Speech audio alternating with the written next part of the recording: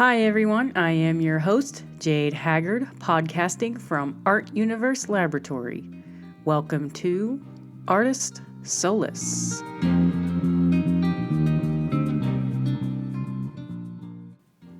Hello again, and thank you for listening to episode 17 of Artist Solace, featuring Mark Kesling. Mark is the founder and CEO of a nonprofit organization called the daVinci Pursuit here in Indianapolis, Indiana.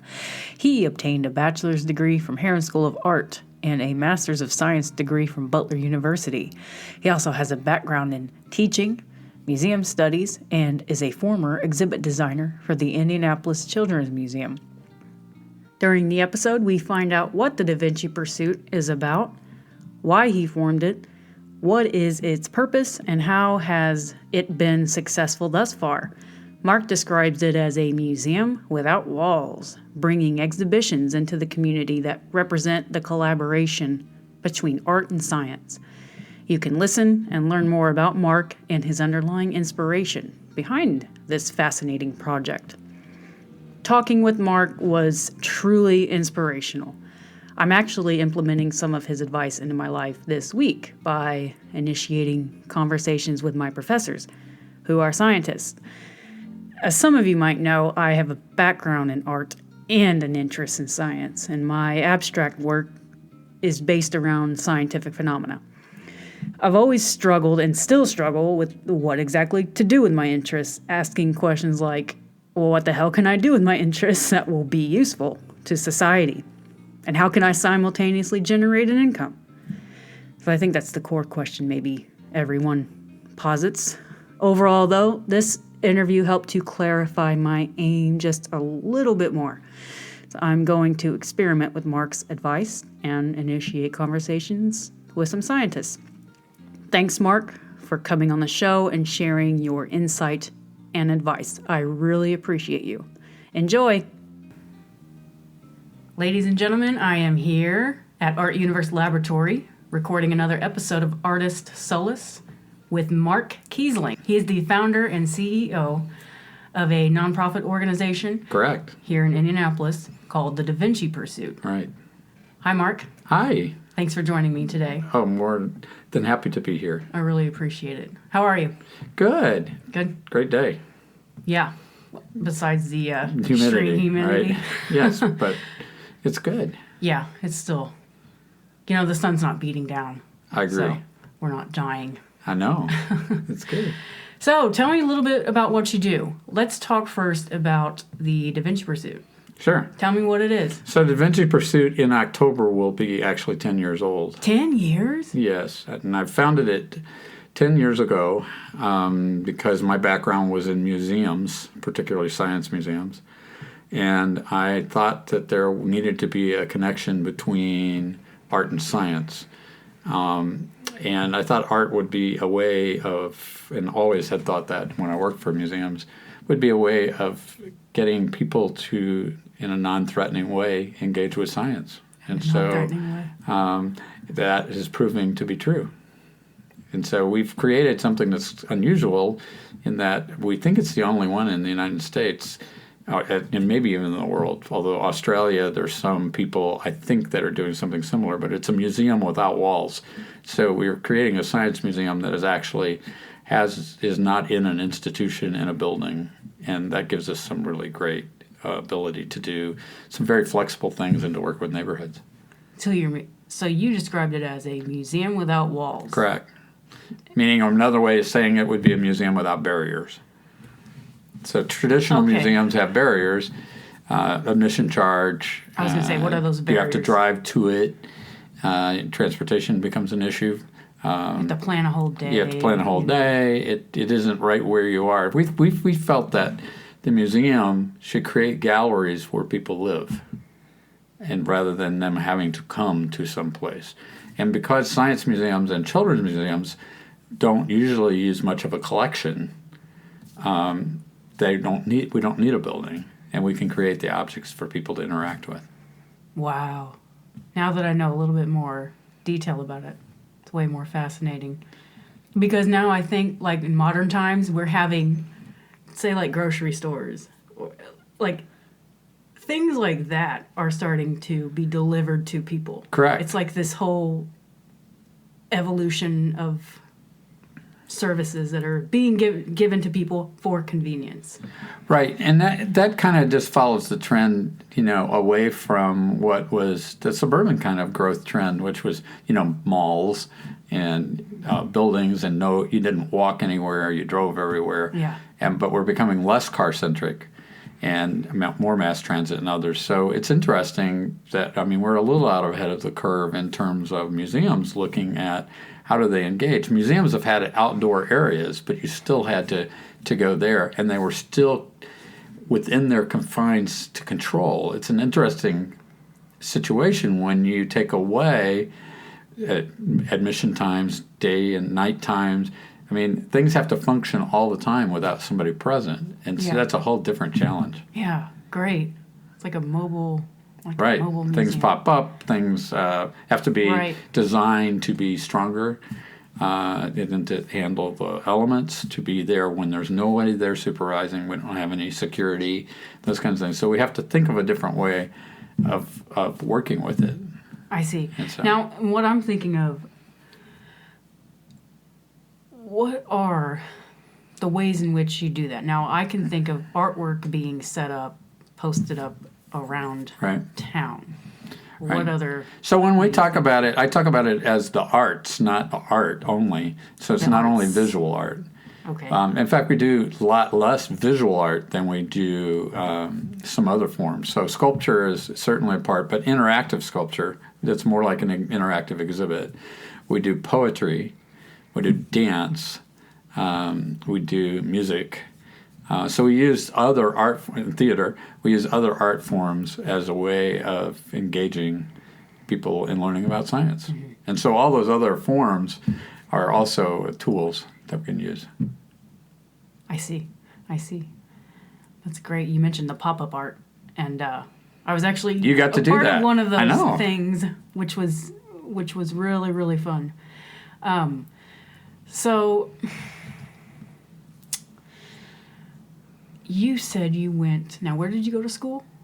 So I went to IUPUI here. You went to IUPUI here? And I studied art education in elementary. Okay. That's what my degrees are in. I went to Heron. And then I went for my master's degree a few years later in science education at Butler. Butler? Uh-huh. Right on. So I have art science as who I am. Yeah. I went to Heron too. And you grew up I in Indianapolis? grew up in Indianapolis on the north side. Went to School 70 in Broad Ripple. School 70? And Broad Ripple no longer exists. So what... How did you grow up, and how did that influence your interest in science and art? Yeah, so I from a very young age, I liked drawing, making things, doing things with my hands, and I've always liked that. But I think growing up, the biggest thing I got to do, and I would encourage anybody who wants to be creative, is I played, and I did a lot of play, and we de-emphasize play. We always try to make it into something that's like a job. Like we'll say, play is a children's job. Well, I don't think that's true. I think that play in and of itself is important, whether it leads to anything or not. It is the foundations and formations of our creativity and who we become. That is really important. Yeah. So you realized that at a young age? Well, at a young age, I didn't know the importance of it. It was just me. I was driven to play. Right. And then I grew up in an era in the early to late 1950s. Mm-hmm. And then in the 60s, play was something that we did. You were outside all the time, and my mom, we'd come home from school, and we were outside until we had to go do our homework, have dinner, go to bed. So we never were inside. And we had to come up with things to do, and so play was what all of us all over the neighborhood did. Yeah. So Today, kids stay a lot inside, and there's a lot of factors for that. Safety, a lot of other reasons. But I can think of my kids. But we were out. But we've also we've taken away things like pickup sports, just playing a game with your friends in the neighborhood. You'd gather together. We've formalized it into sporting. And there is actually no research at all that's positive towards starting kids early with these adult-like things. So if you start football really early, it's for the adults. It's not for the child. It isn't going to make them a better player later in life. And there is no research, absolutely zero research, that if you start learning, the alphabet and your numbers and all that before you're ready, you can learn it. But if people are pushing on that type of learning, the research is actually not there that supports that you will be a more successful person, because what today and in the future we're going to need are creative people. And creativity does not come from the memorization of facts and pieces of information.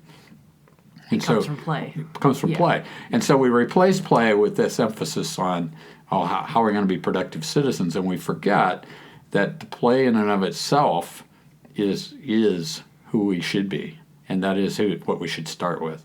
And that makes us happier adults into retirement even, because we still play. I still play. Yeah. So I've never quit playing. Oh, play in the sand? Do you play with Well, I play, we always try to pretend as adults that we aren't doing it anymore. But I didn't have to do that because I worked in the Children's Museum for a long time. And so play was about what we were. So everything I did was a form of play. But again, people look at that and go, oh, that must be nice. Well, yes, except that it's real work. In other words, designing things for other people to play is really hard. And it is a lot of work. You would design them? Yeah. So my background was in exhibit design and education. Yep. I'm not really sure what that means. So anything that you see in any museum has to be designed by somebody. Okay. Today, we sometimes use an outside design firm, but when I started in the profession in the early 80s, we did all of it. All the fabrication was done in-house, all the design. We had to come up with what the idea is. So when you see something like in today's Children's Museum, in the past, we would have designed and fabricated that. Did you work at the Indy Children's Museum? That's the one you worked at? Yeah. Okay. So I started teaching first in fourth grade, and then I moved, after about 5 years, I moved over to the Children's Museum right after they had built their the newer building, not the one that you see today, but the central core building. Well, how long has that been open? So the Children's Museum, I think, if I may have this a little wrong, but it's pretty close to 1978, 79. Okay. Children's Museum is much older than that. It was in a house there. So it was founded very, very early on. In the same spot? It was on Meridian Street. Wow. And it started in there, and then it moved. Then it grew so fast. The year that they opened, they had a little over 1 million visitors. So it's still a very popular place for people to go. Wow.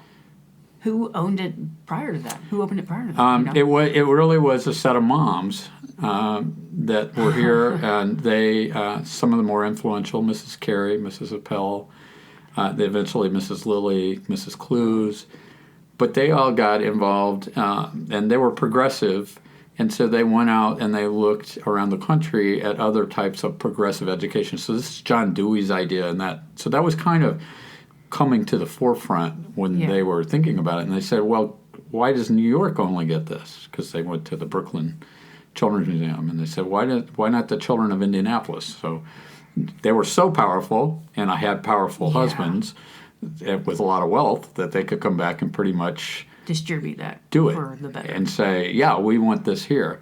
It's interesting. I just spoke on somebody's radio show recently about the founding, because I also worked for Orchard School for years. So Orchard School here in town was founded by the same mothers just a little before the Children's Museum, for the same reasons, to bring play, progressive education, inquiry forward. And so that was very important for these moms.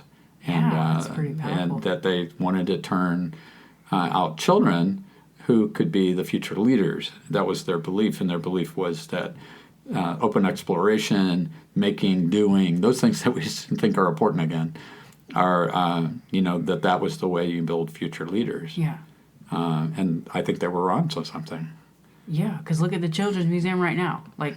Wow. And then you get sophisticated. And I've only been there once, but the whole time we couldn't spend a day in there and get to everything. Right. But it was remarkable. It is. So it was really fun to come in that early time. There were not a lot of us. There were only 125 of us as staff, which sounds like a lot, except in today's numbers, they have probably close to 800 or 900 staff on the museum. So when you look at it in that context, we were still a very big place, but we were creating we had a lot of empty spaces that we had to create all of those galleries from scratch and figure that out. And what was your role in that? What was your position? So I was an educator and exhibit designer both. And so Okay, were you the only one? Or were there there were several of us. Okay. And so we worked in different areas, but we kind of cut across. So I worked on things that had to do with history, even though my background was in science. Yeah, that's you don't have the cool any education in history, or well, not any more than anybody else does. What interests you about history? What do you think? Well, I think the big thing that was really fun for me that has always interested me and makes me interested in museums, and that is the object. So we deal with objects, and objects have stories, and it was our goal to help those stories come out to the visitor, and for the visitor to discover those stories or to create their own stories around an object. So we have much more meaning in an object than we do in other things. And so it's object-based learning, and it is where you are using all of your senses at the same time, lighting up many more pathways in the brain, which again, now with neuroscience, we know is how the best way to learn is to light up the visual cortex and to light up the language center, to light up the touch, taste, smell, all of those, the hearing, all those things. And so we create these immersive environments in a museum because what we're trying to do is light up those pathways. And we believe that all those connections make it a more permanent, more usable memory than if I just only light up the language section, which is what a lot of our testing and stuff in schools does. Yes. It only lights up the language part. We've moved away from saying that the object is the best way to teach. Yeah. So I can tell you about a bird's nest, but right. if you touch one, it's a whole different thing. And if you watch one, having babies born into it and having them build it, and not by video, video's only sort of close, but you have to have everything else that's happening, your senses get all the other stuff. And so when you actually observe things in their context, it's that observation that we need to get kids out. But we can't measure that on a test. Not the kind of tests we give where there's paper and pencil. We can measure it and we can assess things. So this idea that we can't, tell how somebody's progressing or doing if we don't do that test is wrong. We've been sold down the road by testing companies who are textbook companies who were losing out, and they found this role, and they made legislators who don't really know much about education at all, but everybody thinks they're an expert. So one of the things I learned in my career is that everybody thinks they're an expert about education because they went through the system. Yeah. So they all have opinions. But our legislators, by and large, there's a few, but most of them don't know much about education, and a lot of them don't listen to educators. They don't listen to teachers. They don't trust teachers, and they're part of our problem. Why wouldn't they trust teachers? Because somehow they've been sold the idea that what's wrong with our society today is that teachers are not doing a good job. And that's historic, that we've put social problems on the back of the schools that they're ill-prepared to deal with. And so social problems are something that needs to be dealt with through other means within the society, including the government. But let's say you're somebody and you're trying to legislate something, and you may only have a 2-year or a 4-year period of time in which you're going to be in office for sure. You have to keep running for office. You're going to want to implement something really fast. Well, what are the things you can implement fast? There are things that don't matter as much to the long-term thing. If you're really wanting to have an impact on education, it takes a while. Yeah. So a really good example was James Comer, who grew up in a really tough area of South Chicago. And there's a wonderful book that the listeners might want to do. James Comer. And it was Maggie's American Dream. And it was about these kids growing up there. But he ended up being the PhD psychologist at Yale. And he went out to one of the local, what was at that time, in New Haven, Connecticut, deemed one of the worst schools in the United States. And he came in, and he didn't change curriculum, and he didn't badger teachers. What he did was he brought psychologists and sociologists in, a team of 16, and it took them about 12 years. And they transformed the school just through building relationships between everybody, between the parents, the school, the kids, the administrators, the teachers. Those were all broken. And then good teaching happened because they got what was broken out of the way. Wow. Well, none of our models today look at that. If you're like given 2 years if you're a principal, you're lucky. If you have 2 years to make a change, if you don't, you're replaced and somebody else comes in. And that kind of change, what we don't understand there is that constantly changing the environment, constantly changing who's in charge, constantly trying things is not what our kids need. They don't need constant chaos. Yeah. They often come from constant chaos. Yeah. And so we just throw them into another threatening environment. So they established like a sense of community. Yeah. And within the school, and that transformed it. But it took 12 years. But it took 12 years to rebuild all those relationships with professionals working in those areas. But what was so cool about it, they did not change the curriculum, meaning they did not change what was being taught. They didn't change how it was being taught. What they did was they changed how the relationships between a teacher and child were. They changed how the relationships between administrators and teachers were, how parents' relationships to the school, and what they created was a supportive community. Mm-hmm. Children learn under a loving, caring, supportive community. Absolutely. Right? It's the one haven that they may be able to go to, that they feel safe, that they understand what's there and the expectations, and it is sometimes an escape from the reality of the world itself, and allows them to learn because they can learn when we have everything right. So, like I try to tell people a lot of times, if you go to a meeting or a conference and the heating is wrong or there's not enough bathrooms, that's all you concentrate on. You don't really learn much. And that's much of what we build into a lot of our schools, that everything is chaotic, that, in terms of those basic needs. So we still have a couple legislators who don't think that we should actually have air conditioning in schools because they didn't when they were a kid, which is really silly. But it's, if anybody should, you're spending 8 hours, 6 to 8 hours a day in a building that's hot that you've told them to go back to school early and stay longer. That's a terrible idea. And it's a horrid idea, but we don't want to put the money there, to do it.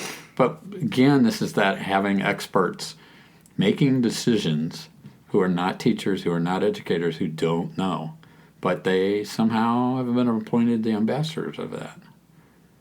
So yeah, that makes me think of how I hear a trend now, and I'm not sure how valid or to what degree this is happening, but I hear that art is being taken from schools, like visual art, music. That's correct. Theater, etc. All that.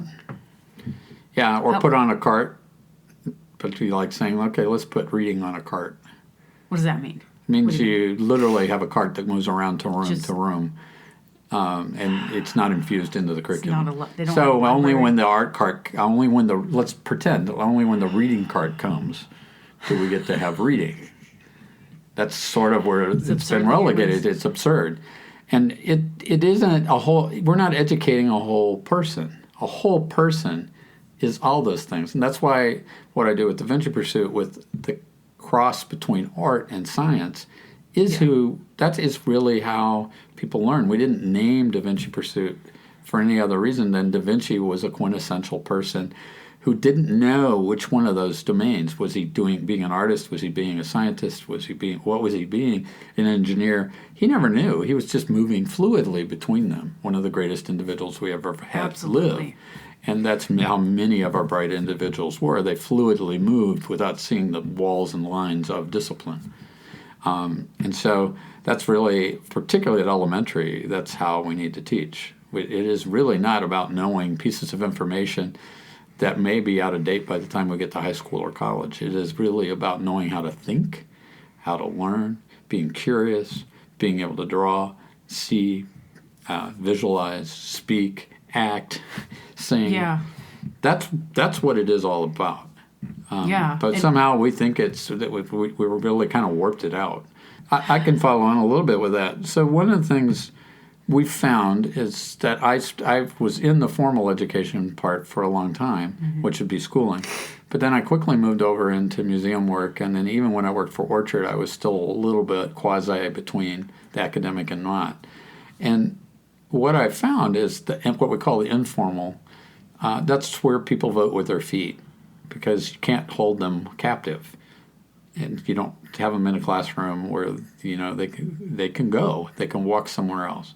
And so that means in informal education we have to find another way of getting them to engage. Yeah. And that other way is really powerful. It's through the objects, it's through construction of things, it's through project-based learning, it's through doing those types of things. Yeah. So it lends itself really well as to being the alternative to how you might learn in a formalized setting. Yeah. Again, I'm not dinging. I mean, I have college degrees. I'm not dinging that college isn't important or things. But I think what we forget is that the well-rounded individual. So a place like Butler does it really well. Really? Still one of the few places that it's basically a liberal arts school. Okay. Art and science are under the same liberal arts dean. They are not separated like they are in most other universities. Interesting. So the dean of liberal arts is College of Liberal Arts and Sciences. That's how it used to be. And so the music, the dance, all those are under the same dean as our biology, pharmacy, those kinds of things. So it's an interesting approach that Butler has chosen to be. The other thing is Butler doesn't mean that they don't do some emphasis on research and stuff by the professors, but more of it is on being a teaching school. And so they feel that for a 4-year college, that the best education you give is a broad education. A broad education? Mm-hmm. Yeah. With immersion in a whole lot of things. You can't go to Butler and not have immersion in other subjects. Yeah. That's just not part of it. I think they turn out some of the most well-rounded students because, not because they're private, but because of their philosophy. Interesting. Now I know a little bit more about Butler. Yeah. Yeah. It's just... So it's important to have all while those it's private and a little more expensive, and those kinds of things certainly are there. But I think if people can figure out ways to, through scholarships or another, to find a place that's a general liberal arts school, that's the way to go. And then you can specialize. Then you absolutely can specialize and need to. Yeah. I mean, we still need somebody who's an engineer who has specialized in that, but not until they have viewed the world through the eyes of many disciplines. Our best engineers are people who have a much broader sense of the world.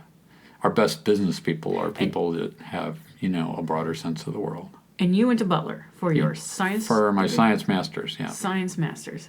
Yep. So that's interesting. It was in general science, so I had a smattering of different subjects. So you began with an art degree, and then went for science. Now, what did you specialize in for your art degree? Mine was sculpture. Sculpture? And 3D. So 3D, but they didn't call it back then, but it was the precursor to what led to people being able to design exhibits and stuff. So it was being able to do 3D design, which they have now. Now there's a subject called 3D design, but there wasn't. And you have to understand, too, that there weren't any computers. So they were big, giant things, and they had not made their way into art and had not made their way over even And when were you in school at Heron? So I graduated in 1977. 1977, okay. So I started in 72. Did you go to Butler right after that? No, not till 84. I graduated in 84. I went to Butler in 1982. 7-year difference there. Yeah, I taught. Now, did you plan on going back to grad school, or were you, like when you graduated? What did you do after you graduated Heron? I taught. You taught, okay. Yeah, and I quickly decided I didn't want to teach art. Why? Because in the public schools at the time, the way art was taught was regimented to me, and it wasn't broad enough. And so I thought, well, I'm just going to use my art in my classroom. So I liked fourth grade, and I taught fourth grade for all 5 years, and I loved it. Oh, so you taught because I infused the art in in there because they didn't get enough art from the art teacher, and they didn't get enough music. They didn't get but we were trained differently. So in elementary ed then, we were trained to play the piano, to be in art, to have art appreciation. We had to do all those because we came out of an era of what was known as self-contained classrooms, where we didn't have all these specialists, artists, art teachers, and those. The teacher did all those subjects. And so, again, we specialized away from that. Yeah. So we were kind of trained to do that. So I always infused everything into what I did when I taught. Yeah, so you taught art first, found out you didn't really like that. Didn't like it. So they made you teach one. I taught art in my, most of them, no, but you would have these groups, you never had any length of time. And so. I see. That's what. So I'd have, all the third graders come, then all the fourth graders come, then all the fifth graders come in the entire school. And you couldn't work on anything different levels. You couldn't look at anything over a long-term period. There are much better models out there, by the way. So my daughter is in a school where she is the project specialist, which is the art teacher, but in a different role. So what she does is they work around projects and they work across grade levels. Okay. So she doesn't have always sometimes she does, but a lot of times she doesn't have only all of the third. She has like fifth graders working with first graders and that kind of thing on projects together.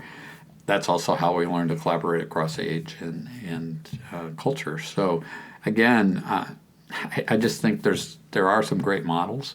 People know about them, but I think we have a group of people who are hesitant to take the risks that it would mean to change what we do.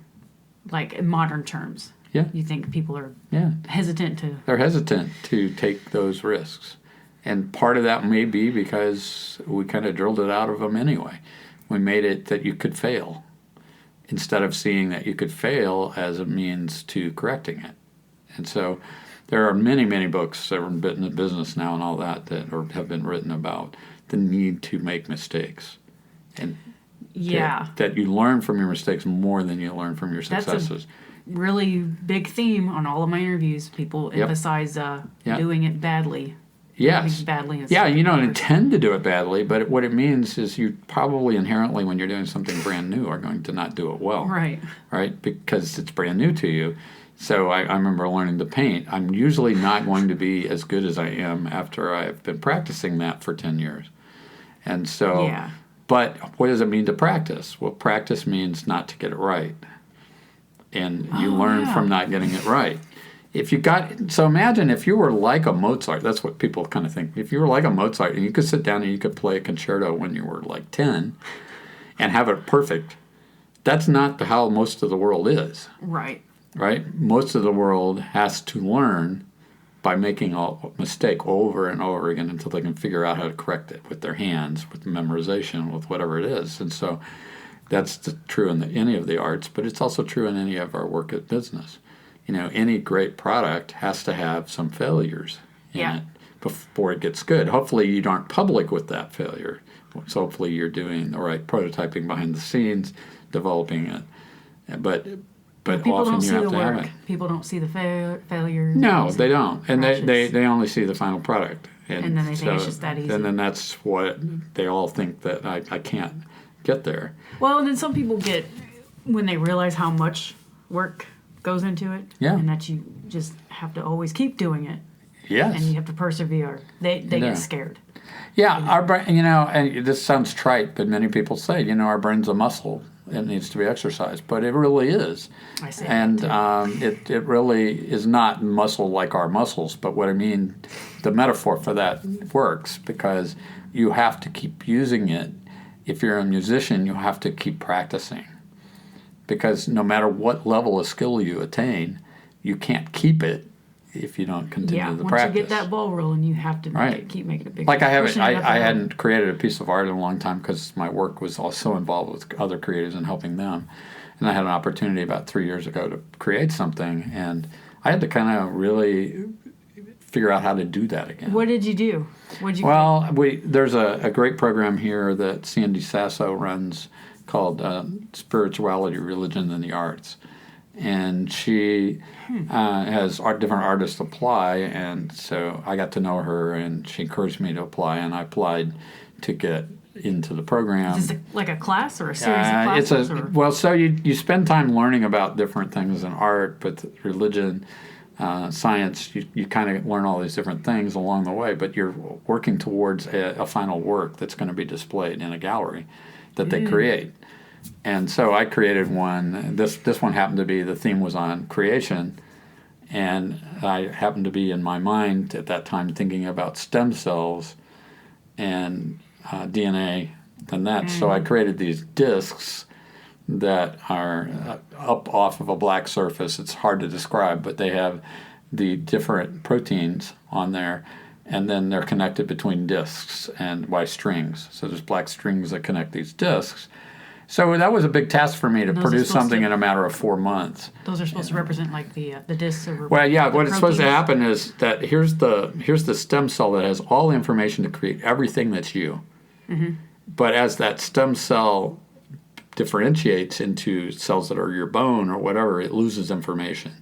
So it can't create your nose anymore. That's the next cell.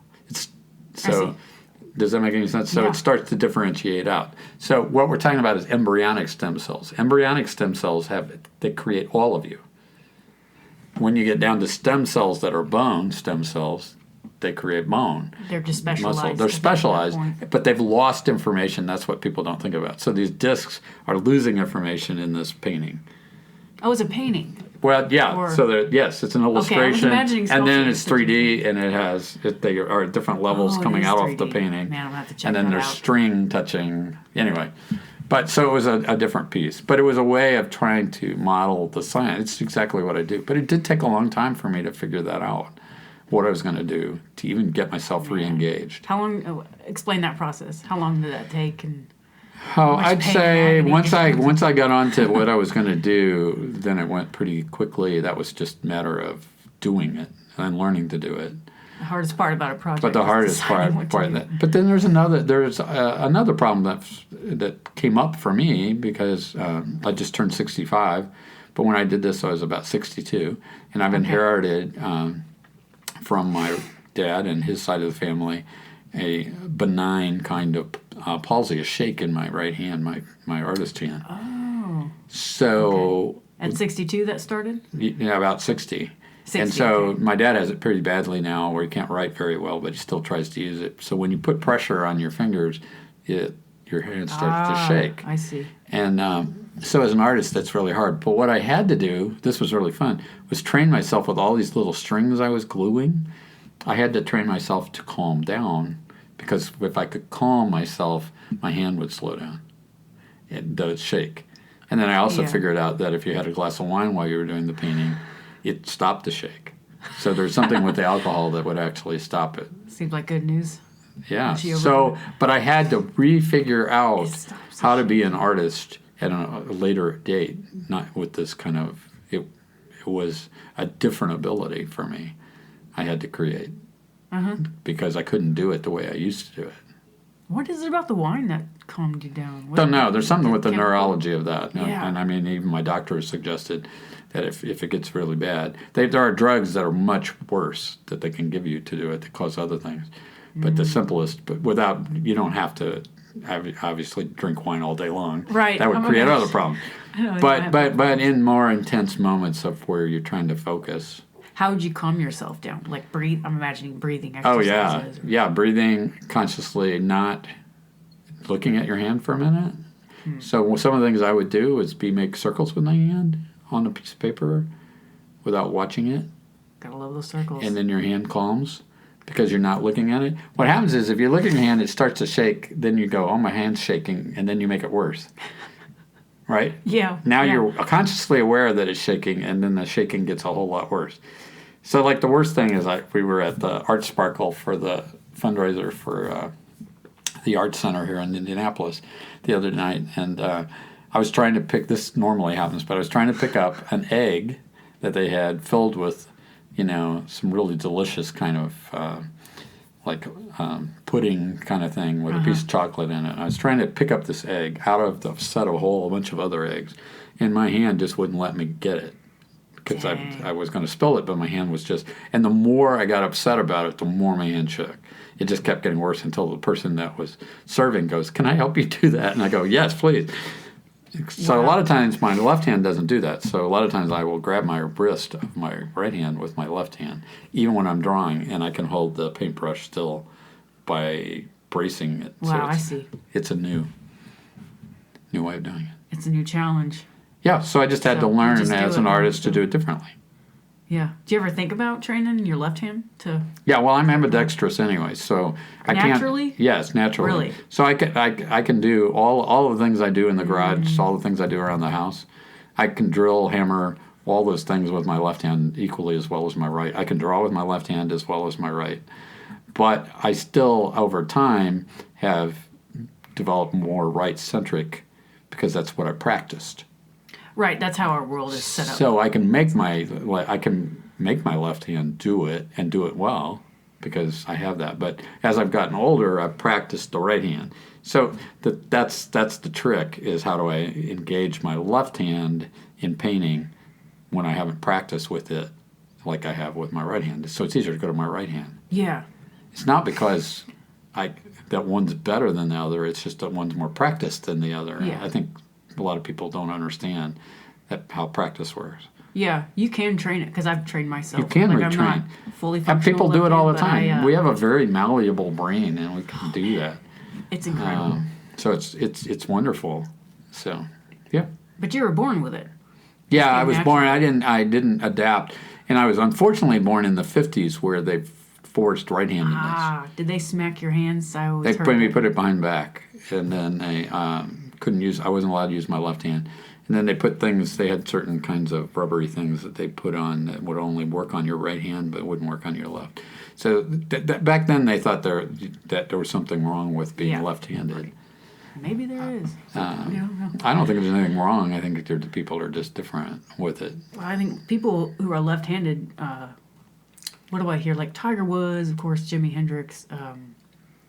When they're born left-handed and they have to retrain, like Tiger Woods, for example, he had to train himself to hit with his right hand. So he's actually better at golf because of that. Yeah, I think there may be because you are consciously having to work through it, but I think a lot of it is because you're practicing more than you do with your dominant side. That's what I'm saying. Like you're practicing more, so your brain is actually. So you're having to lay down. It's stronger, and that side becomes stronger. Yeah, absolutely. Do you think you're ambidextrous? Your natural ambidextrous brain. Do you ever think that it had an influence on your interest in art and science? Maybe, although I've come to find out from more recent research in the last couple of years from neuroscience that whole left brain, right brain is bogus. That it's not really doesn't exist. As in what? The separation? There is no separation of the. There are right and left hemispheres, but they don't separate neatly into art and language. Okay. That what we find is that in an artist, you're lighting up all of the brain on both sides. And if you're doing math, you're lighting up the brain on both sides. And so now with new fMRI research, they've gone back and they said, well, hey, this isn't... And then when you actually do the research, you find out that the person that proposed that idea got kind of famous on that idea and kind of put it out there and developed a whole bunch of books and things out there. And that it didn't have real strong science behind it. But I learned in my neuroscience that there are parts of the brain that are localized for language on the left hemisphere. There are, but there's also parts on the right hemisphere that language has to focus with. Yes, because language is more than the language. Language is also the image that gets represented. So if I say red, you see red. That's coming from the visual cortex, which is not in the same place as the red. So what I'm saying is that the brain doesn't have these two discrete compartments where we put all of the arts in one of them and the emotion in one, and then we put all of the facts and the logic in the other. Right. Yeah, because it lights up all over. And so what we've come to find the brain's much more complicated than that simple model. Yeah, that just brought a whole new perspective. So it doesn't. What it means, what I think it means, is that if you watch most kids, they don't really have a dominance a lot of times, but they learn to have a dominance by what they see in the world. So I think it might have had more to do with me remaining ambidextrous because I was stubborn and wanted to do both. I see. And I've always been kind of out there a little bit, not necessarily. My mom would have told you that I didn't necessarily want to do what I was told to do or expected to do. So I was kind of that kind of kid. So I think I just stayed independent of what would have been the norm. I see. I think it was a conscious choice to be just me. We noticed my son will like throw balls with his right hand, but he wants to write with his left hand.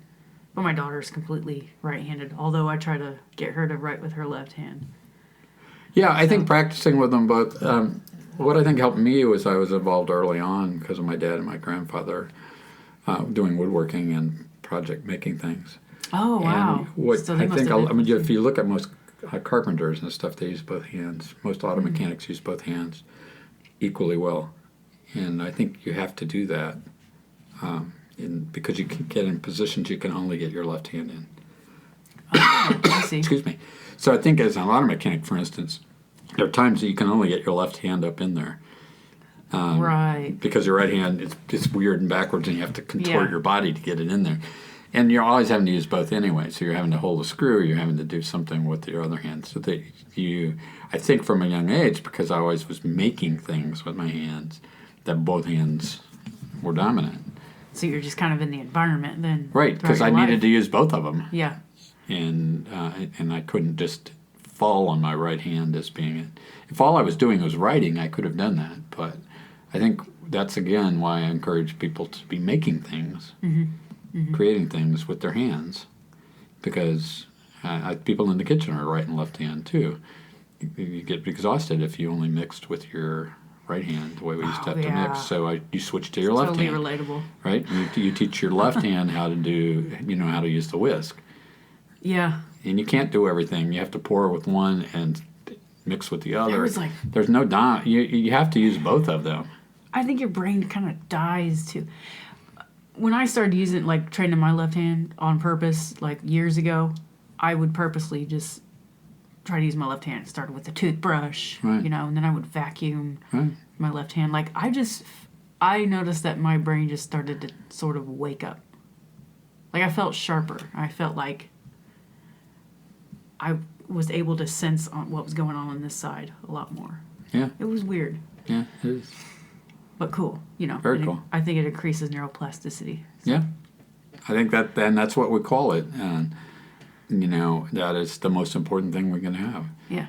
And the brain, we found there was the old idea that the brain doesn't heal itself, but in fact it does. Right. And that doesn't make new cells, and in fact it does. And so we're finding all kinds of things that we thought weren't true. I hope the brain stays mysterious. What really happens in aging is that it isn't that you aren't. So, for instance, very little of you from birth is still you when you're older. You've usually shed most of those cells. And you redivide, and you create new ones. And so one of the things that happens is every time you divide it and recreate a new cell, let's take your skin cells for a minute. If your skin cells are dividing and they're replicating, every time you're introducing more chance for an error. And over time, you get enough errors in it that then it's not as effective a skin, and that's what we call aging. So it's a little different than people think. It isn't that it wears out.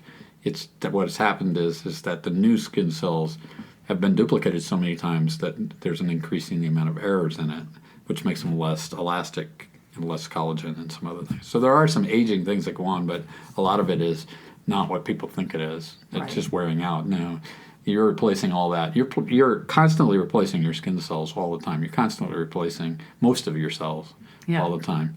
That's why the blood system and all the filtration you have is trying to take it out and reproduce new. You're replacing blood cells all the time. So yeah, that's true. So when you think about that, then you start to think, well, what are the ways that I can help people age in a more graceful and beautiful way? And that's what I hope through the arts that we do, because I think the arts are not something you should start when you retire. They're something that you should have had all the way through working. Right. Yeah.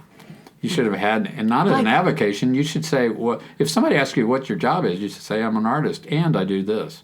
Instead of saying, I'm an accountant and I do art. Yeah. you should just flip it around and say, I'm this, or I'm both. I do both of these. I like this to is think what of it I that do. way. This is what I do. And we should get away from, this is what I do for fun, and this is what I do for work. Well, we're finding more people in their teens and 20s now, increasingly, that want to find the fulfillment in their job that works both of those sides. They want to be creative, and they want to be fun, and at the same time, they want to be successful in the business and get that side. So they really are working out of both sides, and they're reprioritizing for themselves what's important. I think, but what do you think about this? I think some people are okay with just having that order in their lives, but Right. some people, like, I think of myself too, like, I need, like, creative, I need to do something creative, You do. or I go crazy. You do. And we're certainly always going to have, it's a spectrum. We're always going to have people on either end of that. People that are totally creative and can't ever function in the world, and we get named as, artsy-fartsy. Sometimes it's just talking to people about a Right. really intense subject, Correct. Like, But then sometimes we makes can get it on the other stimulating. end and see no value to anything creative, and that happens too. But Right. everything in life is a spectrum. You're going to find everything on there. But I would say the majority of people find themselves somewhere in the middle of that. And Yeah. society has taught us not to say it's valuable. That to say, like if I have fun with my grandchildren, it's taught us not to say you have fun with your grandchildren. Sort of, it's to say, I'm helping them develop, or I'm, we have to give it some sort of adult name. Instead of really looking at it, I'm really liking playing with these Legos just as much as they are. Or I like getting Right. these little trucks out and playing with these little trucks just as much as my grandsons are. Actually, I'm really into it. And if I go to the store, I'm partially buying it for them, but it's also because it has my own play factor in it. And we need to get as adults to start admitting to say that. Besides that's saying, really what we are I'm doing. stimulating them so they'll be engineers when they're And we older. know companies have figured that out. Lego's really, why I used Lego as an example. They have a whole adult audience as well as a children's audience.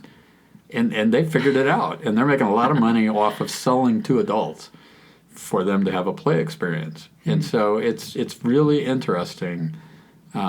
What I find in the work I do, though, out in communities and stuff, is that adults want to play. So we focus pretty much on about 18-year-olds up, because there are a lot of opportunities for children, but there are not a lot of opportunities for adults to have the same kind of playful learning experiences. Yeah. We don't create those. When we go to an adult museum, we get adult-like. Some adults are scared to play.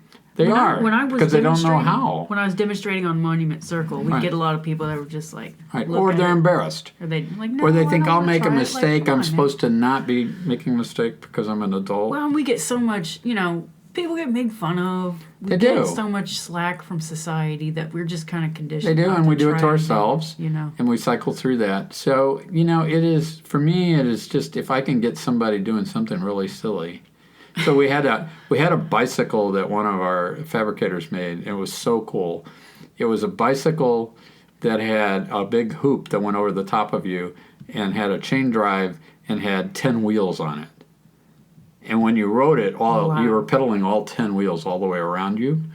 And it's this ridiculous looking thing you could ride down the street with, but it had 10 wheels and made a giant gyroscope. And so people wanted to be on there as adults because it was just really silly. yeah. I mean, there was Well, no that's great. practical reason. It was never going to, no one would So ever you had make that this, thing. like around town. at Yeah, some like point, you did with your pop-up. We Okay. popped it up somewhere.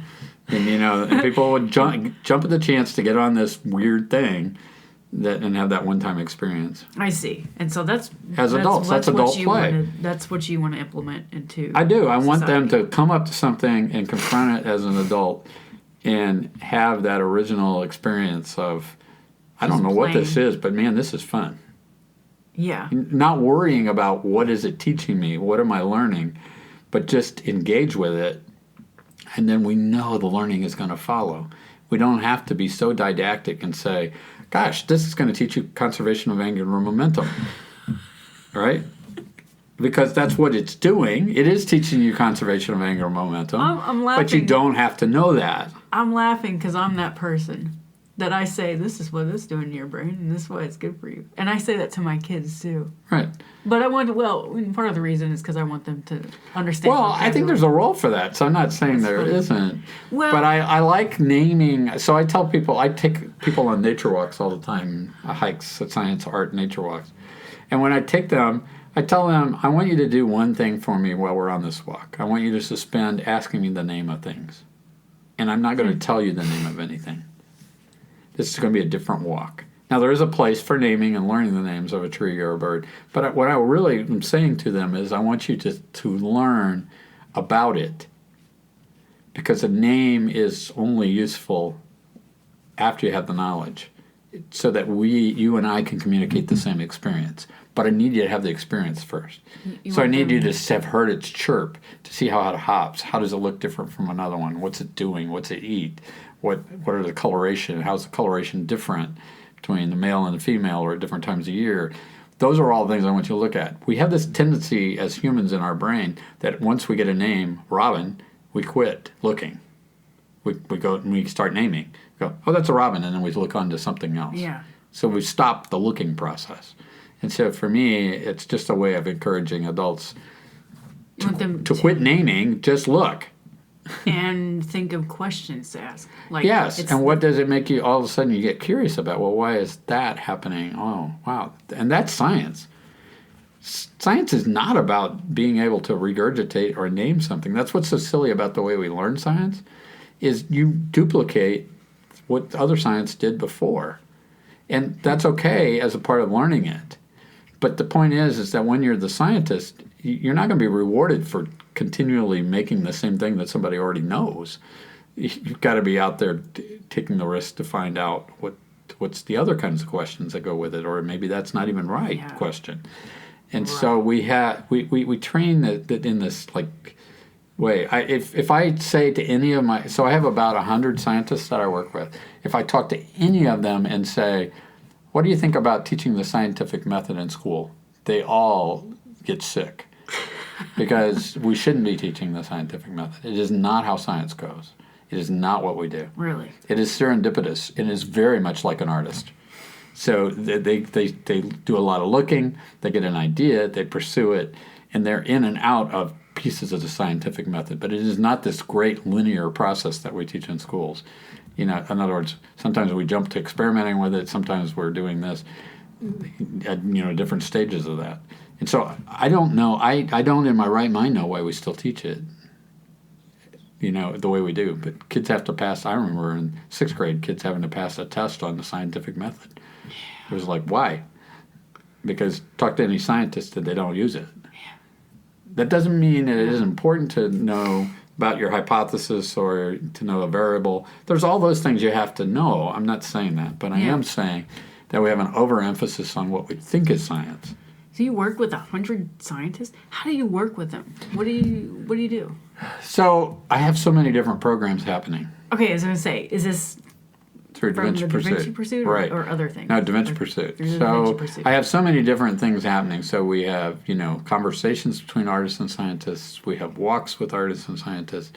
We have pieces of work that we're doing with artists and scientists, installations. We are doing science theater. We're doing books. So we have all these different things. So I come in contact with different scientists through all of that, and they become a part of the resource list that we have. And then I'll ask them to do something. So if I need somebody, let's say I need a geologist, I probably know a geologist. Are these people from Indy or throughout the state, or where? They're pretty much regional, although we've just started with daVinci Pursuit in New Harmony. And so Where's we're New working. Harmony? New Harmony is down by Evansville. And so My family's we just started Art and Science Roundtables with them and are going to start some walks in that community. And that's a way for that community, which is historic, to relook at itself as who are our artists, who are our local artists, and who are our local science people, who are our engineers. And the best way to find that out is to have them come and just have a regular discussion about things that are interesting. Now do you go to these meetings? I go and start it, and then I turn it over to the person. The local one, I do all of them. But I've gotten to where now I have other people that I'm there but that I have guest facilitators, and so that other people learn. I need other people to learn to do these conversations. We call them conversations because we don't know how to have a conversation much anymore. Do you have to hire No. somebody, or is it No. volunteer? Is there one No, but person for down walk, we actually hire the artists and scientists for the walk. But for having a conversation, no, people want to come once a month and do it. Okay, so as for the daVinci Pursuit in Evans or New Harmony, Yeah. do you assign somebody? I say hire, like not that they're like getting paid for it. Do you have to assign? So there's somebody with the state organizes it? museum that works there, I see. and this is what they wanted to do as part of their programming. And it's a good thing for them to do because then they get to find out who they could use on projects within their museum. How did you find this person? Like, did you find someone yet in Yeah. New Harmony? Yeah. Yeah. How did you find Kind of cast it out. The State Museum here, which also has the historic sites, they knew about the work I did. We were there for a while with these roundtables. They learned about them, and then they asked, what could I do to help activate their remote sites? And this is how we got going. And we hope to activate others, like 7 to 9 remote sites that we hope for the State Museum that we can help activate these kinds of conversations. throughout Indiana? Yeah, because we just don't know how to have a conversation. Yeah. We know how to sort of know how to debate. We know how to. So conversation has absolutely no purpose, and that's a problem for people because they want to go, well, what's the outcome? So like if you and your husband sit down and you have a conversation, you could say, well, maybe the purpose was so I can debrief my day and I'll be better tomorrow or whatever. But the honest truth is you have a conversation because the conversation in and of itself is rewarding. Mm-hmm. But we've gotten to where we've polarized so much that we don't know how to do the conversation anymore. Polarize as in? I mean, trying to put our opposing. opinion over someone else's. We're trying to say, I'm Yeah. right and they're wrong. So we had a major grant for really 4 years that we looked at how do artists and scientists come together and communicate. And one of the really strong outcomes on that was that you generally don't resolve people's conflict. And in fact, that may be the wrong idea. That resolving conflict may not be what we're about. But being able to have a conversation where we can hear one another and then agreeing to work on what we call the third place.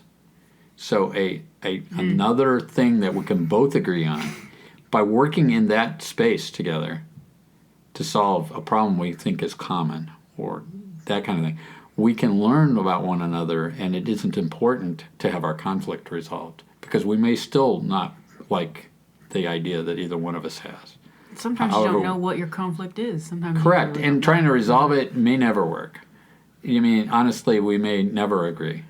So it's like somebody who doesn't believe in God and somebody who does, and we're both trying to convince each other the other's right. That isn't the conversation we should be having because there is no win to that conversation. Right. And we always think in terms of competition and stuff. What we should be talking about is the way you are in life as a non-believer and I am as a believer, how do we come together to do something good over here? And we discover one another through doing this task together we call the third place. It's not resolving this conflict. But this conflict becomes unimportant. It may still be there, but it doesn't erupt itself very often because we know one another now. We're in conversation with one another, and it's not important for me to convince you anymore that I'm right. Right, so I just want to work with you and I like talking to you. You can have opposing views, but figure out a way to benefit at least something. Yeah, and that's that is honestly the old successful way of politics. So people abhor politics, but actually politicians were able to do that. Mm-hmm. So if you think about some of our really great politicians, Ted Kennedy, you think about some of the strong Republicans that we've had in Congress, or Dick Lugar, what they were able to do was have conversations with friends across the aisle where they disagreed on policy, but they could work together on something else that was for the benefit of both their constituents and themselves. And so they could be seen together, and they could be seen together as friends. We have devolved at least at the national level, to where you don't even want to be seen together eating together if you're on either side, because you would be portrayed as being disloyal to where you are. And that we're in a bad situation when you cannot even sit down with somebody you don't agree with and have a conversation not about what you don't agree with, but about something that you do agree about. And so that's what I'm trying to do is I'm trying through this method using science and art to reform us into being able to have decent conversations with one another and to be able to cooperate together and get to know one another through the process of art and science. So art, like through your paradigm, art is one thing, science is another, and perhaps people... There are two cultures. Each discipline's right. Each disciplines maybe don't agree with each other, but they can come together and... That's right. ...make this tertiary project. That's right. And every time we try to fit art on top of science or science on top of art, it doesn't really work. That's what we found in there. What's best is to allow artists and scientists to find something else to work on together that does make it fit. Say that again? Okay, so let's say it might be logic. This is what a lot of times happens in university. It goes, we ought to be able to, the chemistry department ought to be able to work with the School of Art, Heron. They ought to be able to work together. So from on high, their deans go, we're going to work together. You guys are going to sit in a meeting and you're going to learn to work together. That doesn't ever work. What our approach is we're going to have a conversation together about something that is not your primary thing. Like, we're going to have a conversation about how do you think creativity works in both science and art. There's not a whole lot of, lining up on each side of that.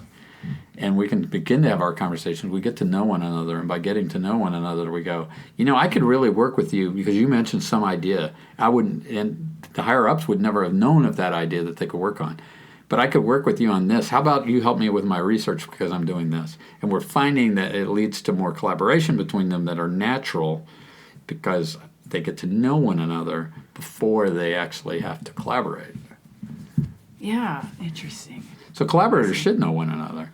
But we're all about, you put these teams together and you do it. And I watch people try to do it in schools. They try to force kids to go together that aren't there because they don't have the groundwork. That's a nice idea.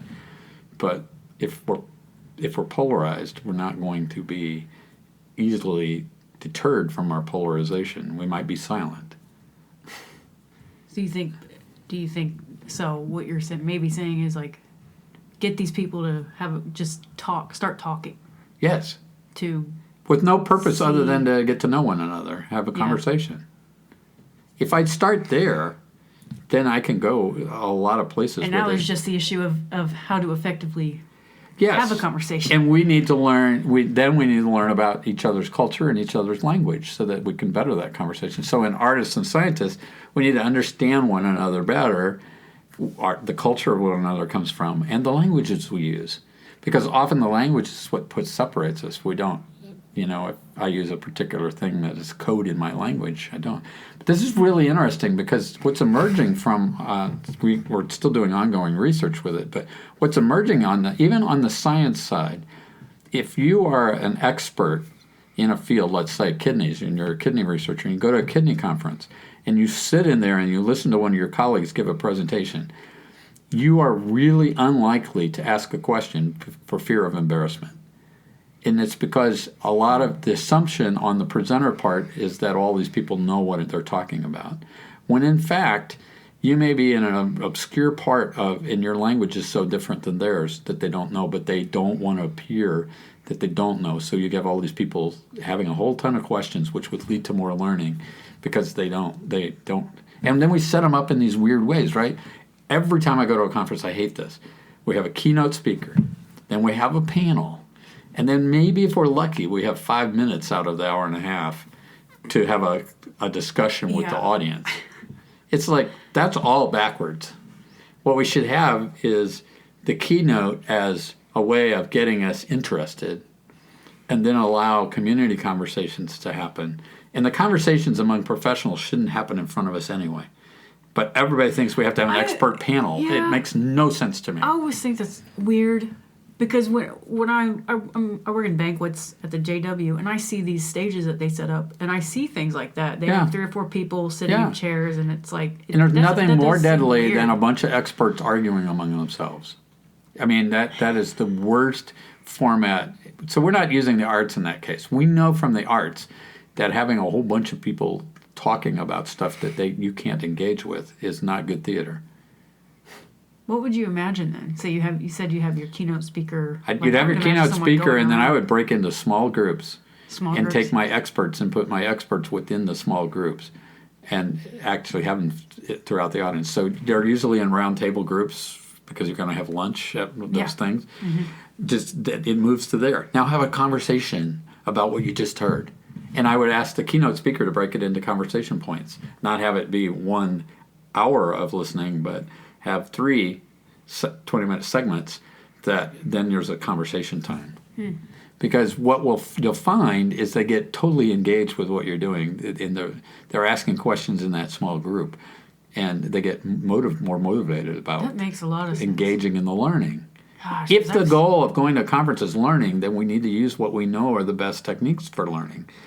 But we use what we think are the best techniques for conferences, which are just historic. That nobody's really looked at and said that's the best way to do a conference. That's all we know. I've seen a room full of like 3,000 chairs just facing a stage. Yeah, for it's something, terrible. And it's like you have like a screens. It's and terrible. One person. And we do it over and over and over again.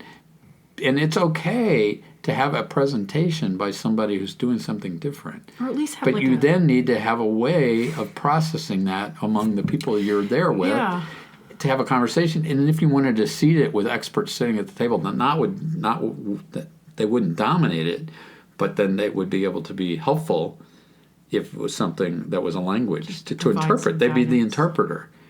No, that wasn't. They would say, no, that wasn't exactly what they meant. And let me tell you how they meant. They meant it this way. Now go back to your conversation, but I just wanted to give you a little information.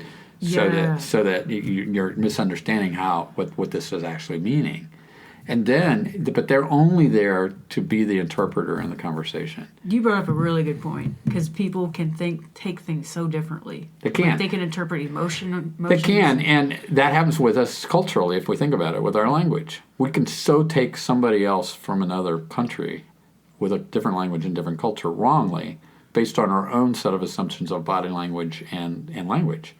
Expression. A lot of people think Asians are angry when they speak because they're very animated and loud. That is not true. But we don't understand culture and language to know that part of the vocal part is important because they have a limited set. In other words, much more broad than we do in English. They have same words that mean different things when different accents and emphases are put on it.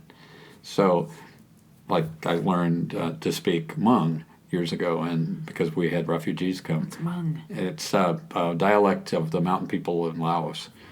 And so we had refugees after the Vietnam War that we sponsored. And so I learned a bit of Hmong to be able to communicate. But in it, you had to learn, there was a word that meant 7 things. And it was all about whether I emphasized it at the front, the back, the middle, high, low. I mean... That sounds bizarre. It's really hard. But, from our standpoint... It's really hard from our standpoint. But from their standpoint, it was clarity. That word was clear what it meant, and there were less words to memorize. That'd be a fun practice. It is. And a lot of native peoples do that, too. A lot of native peoples have words that when said one way, for instance, like Potawatomis have a word that when said one way means one thing, but when said another way it means another thing. And so it's those nuances and differences. Well, we're very much like that in art and science, and very much like that with a speaker. And so what you're trying to do by seating those table groups with an expert is to help them have an interpreter who goes, no, that's not what that really meant. Not to stop their idea, but to just clarify for them that they're interpreting what that was incorrectly. Yeah, that sounds like... Yeah. Which is why we use interpreters between people of different languages and culture anyway. Yeah. The best interpreters are not the ones that can just regurgitate the language, but can help you understand also what they're trying to say. It's not just translating it. It's also saying, they're giving this body language and they're doing this. What they're meaning here is they're passionate about it. No, they're meaning they're angry, because we don't know how to work through that minefield without an interpreter, somebody who has a foot in both camps. Yeah. And so that's how these conversations work, is there's somebody that's the facilitator that actually acts as an interpreter. And that's somebody that has a little bit of knowledge in both. So who I look for in an art-science conversation is somebody who has a little bit of art, a little bit of science, and can be in both domains. They're not really a scientist and they're not really an artist. I mean, they may be able to do both.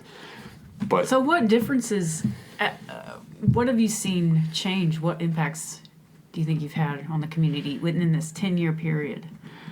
Well, I think 3 really big things. One is that we're having a lot more conversation about art and science with people in the community. And we're hearing from community members, families, and people where we do that with our walks or with the conversation. What we're hearing from them is we need in our lives more things that we don't just polarize and argue about. Like, we hear enough about guns, we hear enough about violence, we hear enough about crime. It doesn't mean we don't need it here, but we don't hear. Right. It's the balance. It doesn't mean one supplants the other. We're still going to hear about those things when we need to, but we also need to have conversations that are not about that don't create conflict. So if we're talking about looking at beauty in nature or along the waterway, we're learning some science. We can have conversations about that, and families adore having that because it's intergenerational. Mm-hmm. The second one that we're learning is that artists and scientists are more alike than they're different. They're both creatives. They're both misunderstood by society in the same way, and so that helps us to hopefully change the way in which we educate future generations of artists and scientists. And so I'm very much, what we are learning is I'm very much opposed to STEM education and STEAM education because I'm only about good education, and good education is the whole person who has all those things. Man, you said STEM. For some reason, I was thinking stem cell education. But STEM, which is science, technology, engineering, and math, okay. and we've differentiated into these things, but that does not make the future thinker. The one that's going to invent the problems to a water problem that we have is going to be one who also has the humanity, who also is creative, who has all those. It isn't just because they're going to have math and engineering. It isn't going to be enough. Yeah. But I also can't be just an artist and have my head where I can just see it. I could paint it and design it, but it doesn't work, or I don't know how to fulfill making it work. I need that side of me too that says, this is how I might carry it out, right? And I need that collaboration enough that I can talk to an engineer and have a meaningful conversation when my art... We have that all the time, by the way. Yeah. An artist wants to build something big, but it has to go public art, which now means that they have to make sure it doesn't hurt anybody.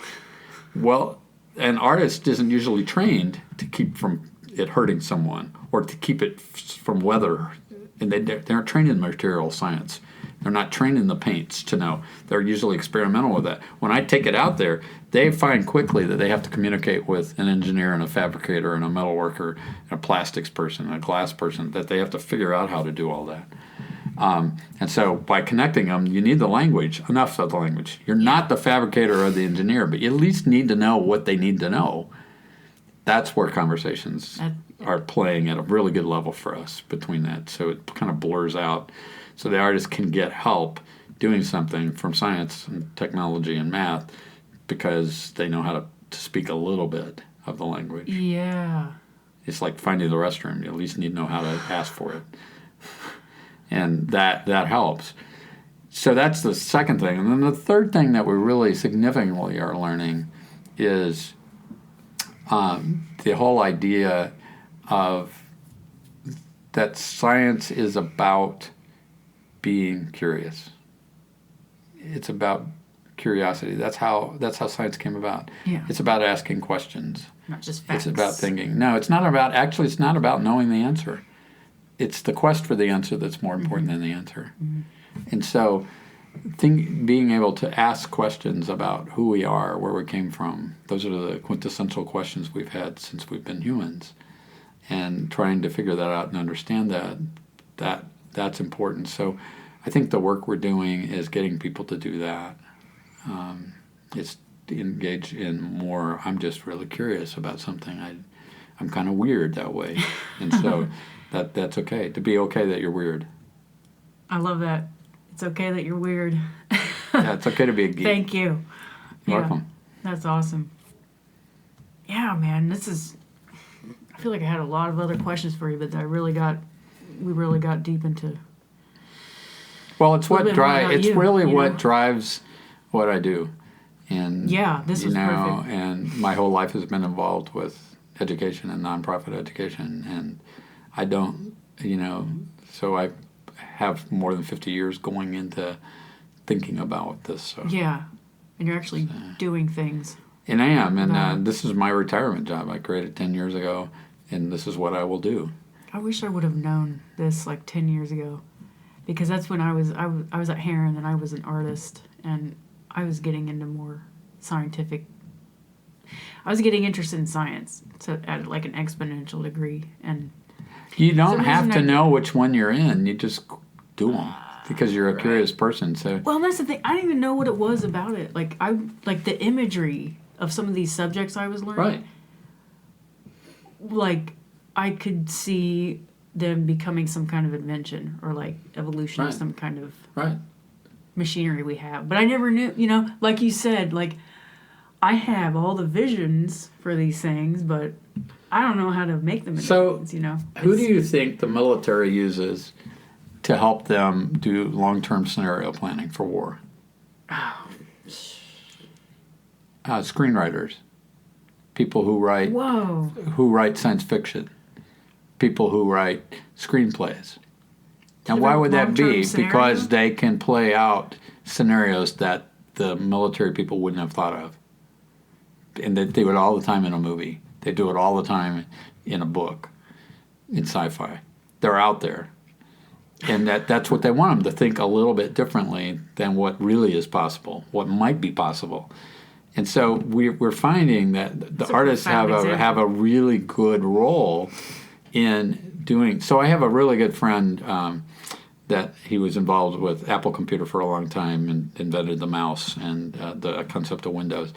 And we've been friends for many years, and he's retired now. But one of the famous sayings, and you can find it online, his name is Alan Kay. And his quote, which I think fits with what we've been talking about, is that if you want to invent the future, you have to create it. Or if you want to know what the future is, you have to create it. In other words, the future doesn't just happen. You actually have to create it. So that's the point of why we need a lot of artists working with scientists, because artists and scientists create the future. It isn't just handed to us. Great. They are creating it. Yeah. That's great, man. There you go. It's perfect. Thank you for this. Thank you. Man, I feel like I have other things I want to talk about, but we are at we can do it again. An hour and 20 minutes here. Okay, we can do it again. That was awesome. Great. Any last inspiration you can give people, or any? No, I think that was a good place to end it with that one. Any other messages or anything? That's what I live by, is that I'm just out to create what my future is going to be. Well, that was inspiring. I don't want it to be, given to me. I'm going to create. Right. That's why when people said I'm stubborn, I don't want to just take what I think things are possible. It's the other thing for me. Right. So I don't, when the artist comes to me with an idea, I don't shoot it down. I help them to figure out, because I think there always is a way that's possible to do it.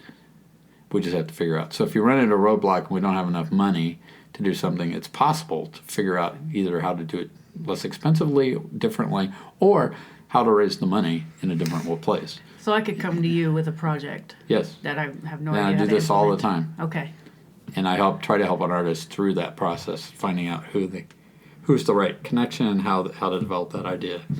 And half the battle is, maybe 99% of the battle is just getting the motivation to do it. Yes, and not the first time you get a hiccup, stopping. The first time you get a hiccup, you should bounce off of that. It's like pinball. You should be able to bounce off that bumper and say, I'm not going down the drain. on my pinball machine, I'm gonna bounce back to another place, and it might be better than what I had thought at first. And so it's being able to be resilient enough to bounce off other bumpers so that you can get to the ultimate goal. And that I think is really hard. And that's I think a lot of times they go to school like Teheran, think they're now quote a trained artist, and they come out to the real world and they all of a sudden find out that they're not very resilient because that's not what they built into them. What they needed to build into them was that there's no such thing as the pure art form. There is, you have to live and work in the world. And so, yes, you're going to be able to do your pure art form, but you're going to have to do other things that'll enable you to be able to do that. And you have to figure out ways to do that creatively and differently. You have to use your creativity also to be able to create your future. Yeah, they don't teach you that. They do not. No, they do not. One of those we talked to a Ball State professor not too long ago that is in architecture, about to retire, but his thing was, I don't want them to be very creative and thinking about things. I want them to learn the pure form of architecture. And I'm thinking, well, what's the pure form of architecture? Yeah. Defined by who? Yeah. And, that's a sad situation if that's where we are, that there's a pure form of art. There's a pure form of sculpture. There's a pure form. There is not. Because that's all interpreted. Well, yeah, subjective. Yeah, and usually by the majority, or usually by, people that may be keeping women from doing something, or might be keeping somebody of a different race. And, that's defined what is the pure. So. Yeah. All right. Well, where can people find you online, Mr. Kesling? You can find me easily. Go to the daVinciPursuit.com, and there's a place on there to reach out and contact me, and that's fine to do it from there. You can also go to mkesling